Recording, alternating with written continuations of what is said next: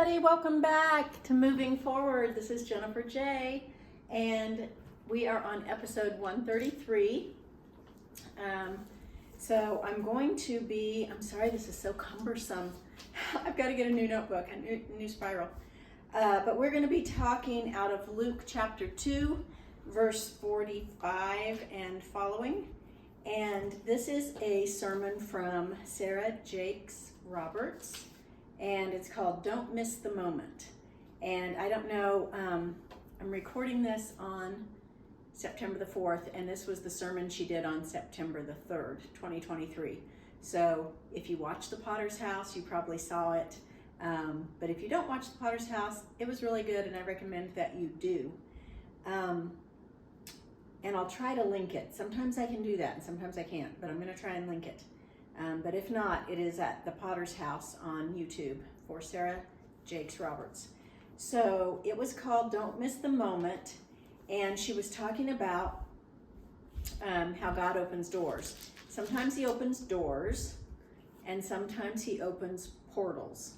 And if you've been watching all along, you've heard me talk about other sermons that talked about portals and dimensions and going to a higher dimension and things like that. So you'll understand what this is getting at. If you haven't watched some of those previous ones, if you'll go up to your top toolbar where it says videos and click on videos, it'll show you all of the videos that I've got live right now. And you can start at the first one and work your way through the story. But if you just want to sit on this one, that's okay too. But it's talking about portals. So she was talking about radical change is typically a portal. Radical change is going to be from a portal. So me moving 1,200 miles away definitely went through a portal. Different dimension, higher dimension, following God with everything, complete obedience. That was a radical change for me. But not every portal is connected to promotion. So you have to be careful. And she said some assignments are set out to destroy you. We know that we're in a spiritual battle, right? And so we have to be cognizant of that not every portal is one that we're supposed to go through.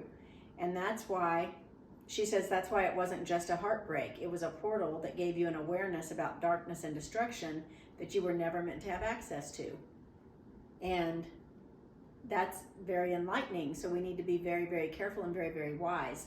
I often say that I walk through every door of opportunity, and this brought me to the realization that maybe I'm not supposed to walk through every door of opportunity. Maybe I need to be more careful and more prayed up about which doors I'm walking through.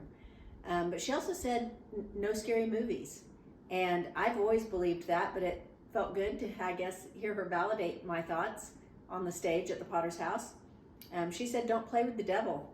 You can't trust everything you're exposed to. It's a portal in disguise. So not every scary movie is, let me rephrase that. I feel like there are some scary movies where it's like the boogeyman gonna jump out of a closet, right? And those are kind of scary. But then there's scary movies that have witchcraft in them, that talk about demonic things, that have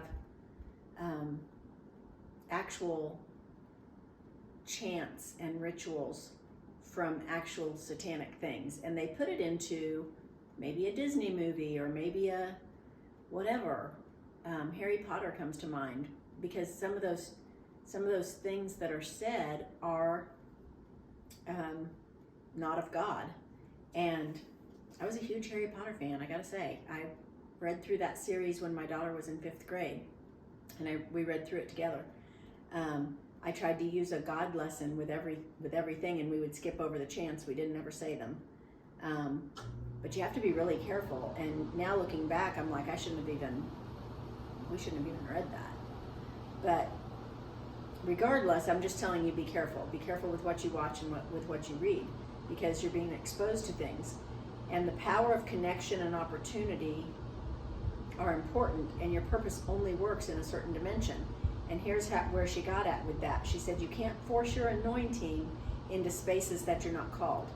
So she was talking about if, let's say you have a drinking problem, but you use the theory that Jesus drank with sinners So it's okay for you to hang out at the bar and share your testimony. Well, if you have a drinking problem, that's not where God's called you to be.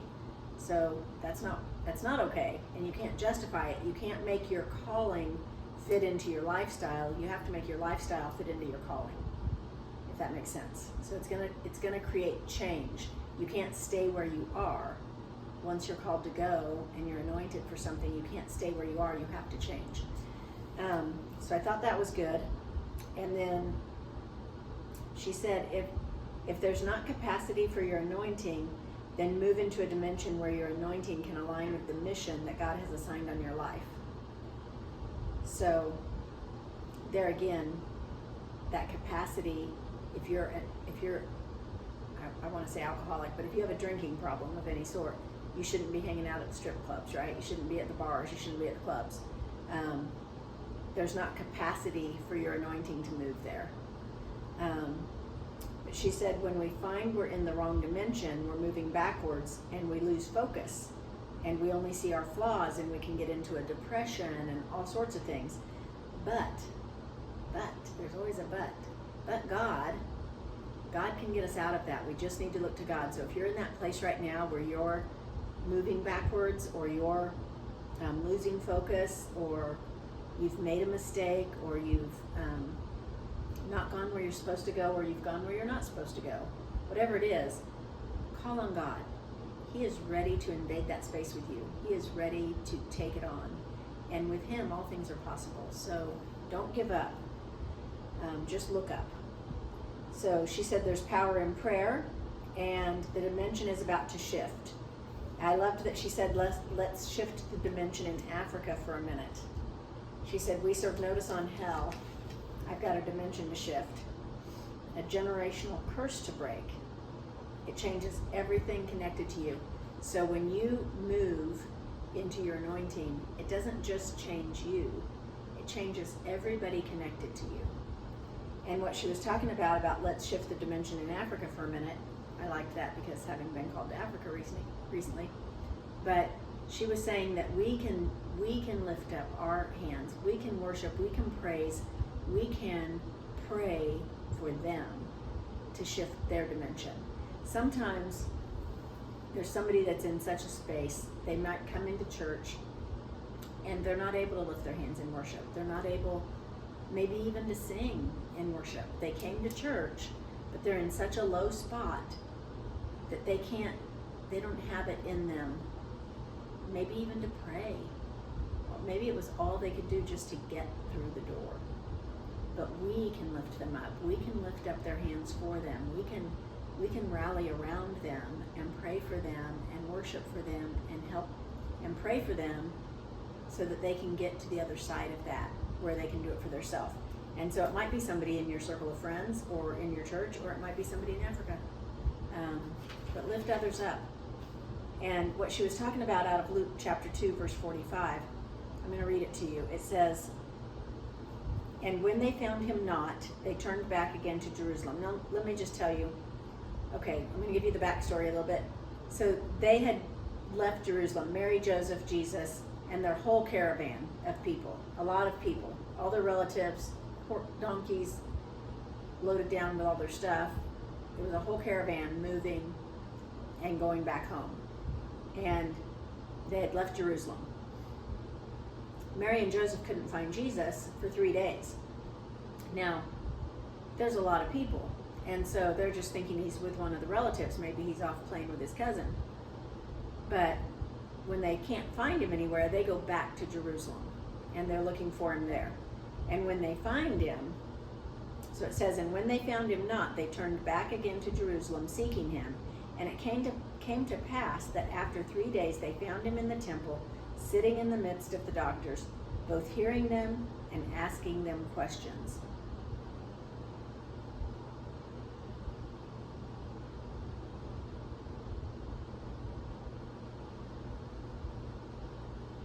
I just wanted to go back and read real fast, sorry, because I said they looked for him for 3 days, but actually it just says in verse 43, and when they fulfilled the days, as they returned, the child Jesus tarried behind in Jerusalem, and Joseph and his mother knew not of it. But they, supposing him to have been in the company, went a day's journey, and they sought him among their kinsfolk, and when they found him not. So they only looked for him one day. My mistake. Then when they got to Jerusalem, they looked for him for 3 days. And they found him in the temple. So, and all that heard him were astonished at his understanding and at his answers. And so what she was saying was, he was really good at speaking in the temple, right? He was 12, and they were amazed at him, right? But he couldn't stay there. He couldn't stay at a place that he was good at. He had to go and build his strength and his confidence and build on where he was underdeveloped, and so that he could do his ministry, right? So he had to be baptized in the Jordan from his cousin John the Baptist, and he had to confront the Pharisees, and he had to do all these things. He had to be taken up in the spirit of the devil and tempted. All these things built who he was, because he was 100% God and he was 100% man. So the 100% God knew what he was doing, right? Even at 12, he can speak all the things of God, right? But he had to be developed as a person, as a human, to increase in wisdom and favor with God. So in Luke 2:52, it says Jesus increased in wisdom and favor with God and man, because as a human, he had to develop that.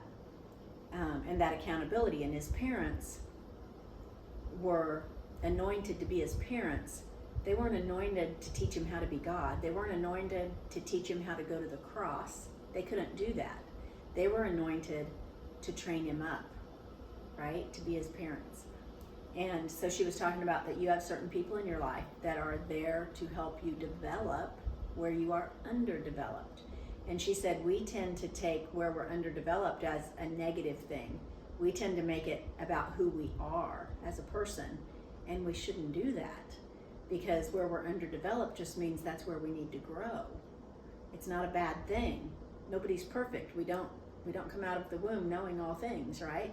We have to study and pray and grow in wisdom and in stature. So we have to be wise to navigate someone else's vulnerability. So if you are anointed to help someone else develop in an area, be wise as serpents.